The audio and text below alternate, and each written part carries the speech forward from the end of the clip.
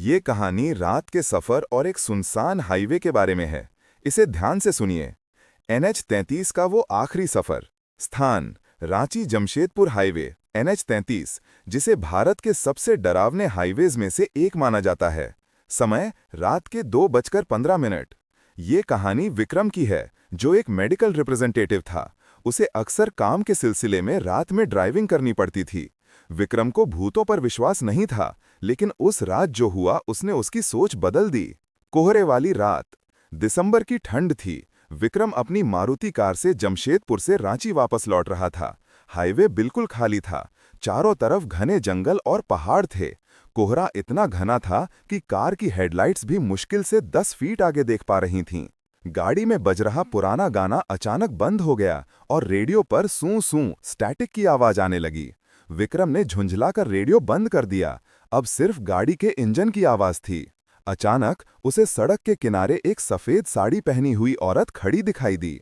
अजीब लिफ्ट, इतनी रात को जंगल के बीच एक अकेली औरत। विक्रम ने सोचा शायद किसी मुसीबत में होगी। उसने गाड़ी धीमी की और उसके पास रोक दी। उस औरत का चेहरा उसके बालों से ढका हुआ था। विक्रम ने शीशा नीचे किया और पूछा, जी कोई मदद चाहिए? उस औरत ने धीरे से अपनी उंगली आगे की तरफ उठाई और एक भारी अजीब सी आवाज में कहा, बस आगे घाटी तक छोड़ दो। विक्रम ने दरवाजा खोला और वो पीछे की सीट पर बैठ गई।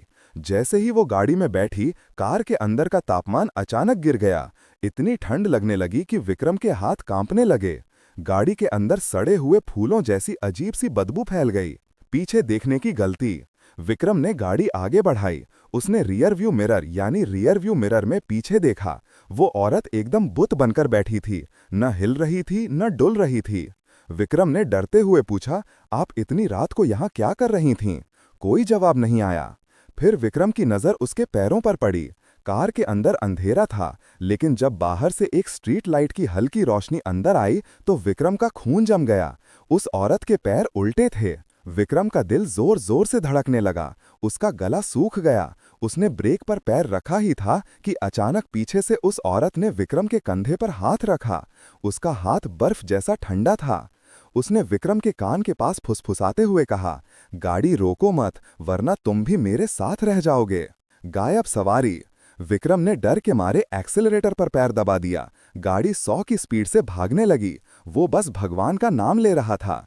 करीब 5 मिनट बाद जब उसने दोबारा हिम्मत करके शीशे में देखा तो पीछे की सीट खाली थी। वो औरत गायब हो चुकी थी। चलती गाड़ी से कोई कैसे गायब हो सकता है? विक्रम ने गाड़ी नहीं रोकी। वो पागलों की तरह ड्राइव करता रहा जब तक कि उसे एक रोड साइड ढाबा नहीं दिखा। ढाबे वाले का खुलासा। विक्रम ने ढाबे पर गाड़ी रोकी और बाहर निकलते ही लड़खड़ा कर गिर गया। ढाबे वाले ने उसे पानी पिलाया।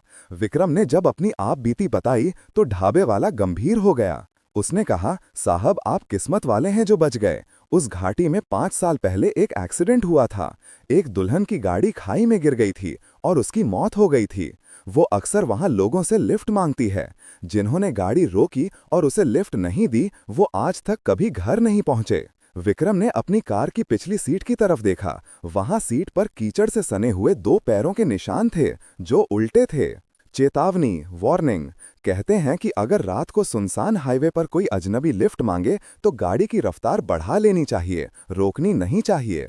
क्या आप चाहते हैं कि अगली कहानी किसी हॉस्टल या पुरानी गुड़िया के बारे में हो? तो कमेंट करें।